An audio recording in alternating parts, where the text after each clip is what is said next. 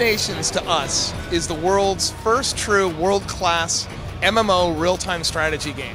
And so what we do is we take what we love about traditional RTS gameplay and then we layer in the best of what we love about MMO experiences. And that includes, a massive world, massive scale, a persistent world, and all the great social elements and social networking elements that kind of the glue that glue those games together. It's going to let the players just have a whole new experience where they can see thousands and thousands of players playing simultaneously across the world, and they can go drop in live to a game. They can take their army, pack it up, airlift it in, and drop it live into a game, and just play at their convenience, have fun with their friends, and they can come and go, whenever they want. First of all, you have a commander class. You choose a strike commander, a tank commander, or a artillery commander. And your commander is fully persistent. You start at level 1, and through your battles, you earn experience points, and your commander levels up. And what this does is this lets you have more access to new abilities in your skill tree. It also gives you new access to new army units to build your army. So when you start off with just a small handful of units. But then as the game progresses, you collect more and more units, just building up into this big epic army while your commander is leveling up. Now you have a permanent headquarters where you have a war room, you can go look at the state of the world. You have an armory, where all of your army is stored. You can also build super weapons, you can build factories, so you have crafting and all that good stuff. And so with all that combined, you now get this big gameplay experience where you can play PvP. If you want, you guys can all go and do PvP and have these massive scale PvP games. You can also go and do solo play. If you're not a person that's super social, or it's 3 in the morning and none of your buddies are online, you can play the whole game from level 1 all the way to max, just doing a solo experience by going out and battling and accomplishing missions like you would in a traditional MMO. But then we've also got this really great cooperative PvE dynamic where we can just have tons and tons of players drop into a live game and work together, against, common foes, and to take down big bosses and work their way through big enemy bases and, take all that kind of stuff on. So all this stuff combined is what gives us that whole MMO experience.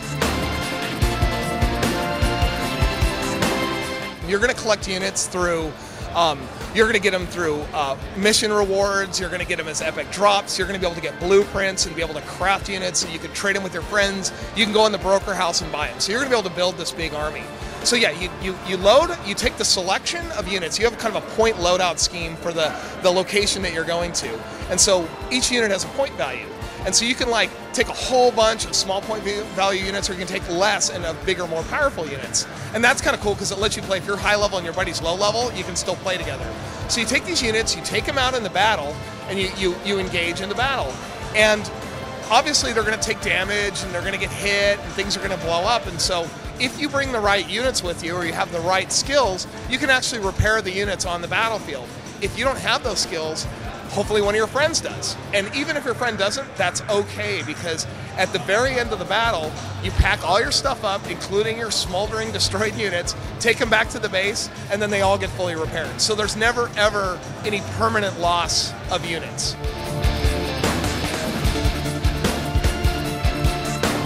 There really is not an avatar, per se.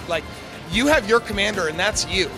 And you have your look, you have your icon of what your commander looks like. And it's kind of a weird thing to get your head around, because when people think of MMO, they think of MMORPG and they think of an avatar. And then they think of dressing them up and putting cool armor on them and all that kind of stuff. Where for us, it's all about the army. You know what I mean? So it's about building up that army, but then, you still, like I said, you have leveling and you have your experience, you have achievements. And then you can customize the look of your army. You can actually customize your base. You can expand it and put in super weapons and make it look bigger and cooler. And then you can paint your units and put logos on them and stuff like that. So that's where all the kind of the customization comes into play. Obviously, you want to have your friends list, you want to have your buddies list, and so we want to indicate to you when a friend comes online or when a friend goes offline. Now, you can see across the map, and there's going to be filters. When you're looking at the state of the world and looking at the world map, you'll be able to turn visual filters on where you can see, okay, where's everybody? Where's everybody? What are they doing? So that lets you kind of see hot zones of where all the players are playing. So if we release a new zone and a bunch of new missions, everybody's probably going to go jump in there. So you're going to go, whoa, everybody's over in South Africa doing something. I got to go over there and check that out. But then you can also look across the map and see little pings of where all your friends currently are located. So they might be parked at their base, kind of, you know, hanging out in their headquarters, doing their thing, or they might be out in battle. And so we just feel that, you know, with your friends list and finding your friends and having these kind of Facebook-like features, and people can do status updates, and people can post their, you know, their replays. You know, we keep track of all the replays of the games and stuff like that, so people can go and see that. It's going to be really compelling. Plus, you'll have guilds. I think we're currently calling them coalitions. So you'll also have guild mates, you know, that you can play with and work together for guild versus guild events and things like that. There's definitely going to be social zones that are going to be very, very big. We're going to have big, you know, PvP kind of, you know, free-form zones that people can go drop into. You know, we're going to have social zones that people can drop in more for, you know, working together in PvE.